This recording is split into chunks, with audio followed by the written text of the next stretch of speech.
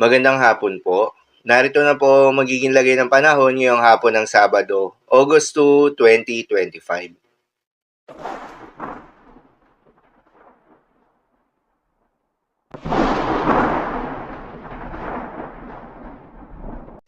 Sa kasalukuyan na tayong sa pag-asa, bahagyang ang humina itong epekto nitong southwest monsoon o hanging habagat o yung hangin na nanggagaling sa may timog kanluran at umiiral na lamang ito sa may northern Luzon.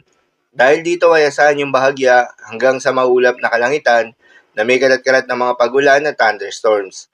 Habang sa nalalabing bahagi pa ng ating bansa kasama na ang Metro Manila, ay asahan naman yung mainit at malinsangan na panahon sa umaga hanggang sa tanghali, ngunit pagsapit ng hapon o gabi, ay asahan yung mataas na tsansa ng mga pag-ulan na dulot naman ng mga localized thunderstorms.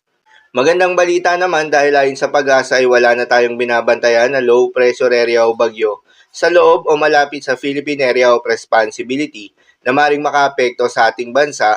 Ngunit maging handa pa rin tayo dahil base nga sa climatological tropical cyclone track ng pag-asa, nasa 2 hanggang 3 bagyo ang inaasahan na mabubuo o papasok ng Philippine Area of Responsibility ngayong buwan ng Agosto. At mataas yung tsansa ng mga bagyong ito na magkaroon ng landfall scenario, particular na sa may extreme Northern Luzon at Central Luzon.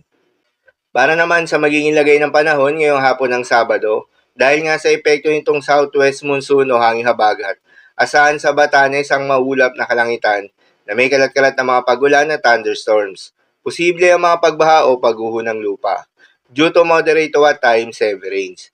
Habang sa Ilocos Region, Cordillera Administrative Region, nalalabing bahagi ng Cagayan Valley ay asahan naman yung bahagya maulap hanggang sa maulap na kalangitan na may kalat-kalat na mga pagulan o thunderstorms na dulot pa rin ng southwest monsoon. Posible rin na mga pagbaha o pagguho ng lupa during severe thunderstorms. Habang sa Metro Manila at nalalabing bahagi pa ng ating bansa, ay asahan naman yung bahagya maulap hanggang sa maulap na kalangitan na may kalat-kalat na mga pagulan o thunderstorms na dulot naman ng mga localized thunderstorms. Posible rin na mga pagbaha o pagguho ng lupa during severe thunderstorms. Madalas, nabobuo mga thunderstorms na ito tuwing hapon o gabi na nagtatagal ng 1 hanggang 2 oras. Kaya naman ingat sa mga posibleng banta ng pagbaha at pagguho ng lupa, lalong-lalo na sa mga lugar na inuulan na noong mga nakaraang araw pa. Para naman sa magiging lagay ng mga dagat baybayin, ayon sa pag-asa ay wala nang nakataas na gale warning sa anumang seaboards ng ating bansa.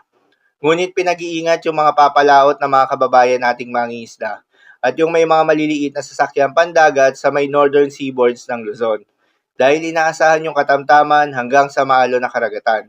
At sa nalalabing seaboards ng ating bansa ay asahan yung banayad hanggang sa katamtaman ng mga pag-alon, ngunit iba yung pag-iingat pa rin, lalo na kung meron tayong offshore thunderstorms activity.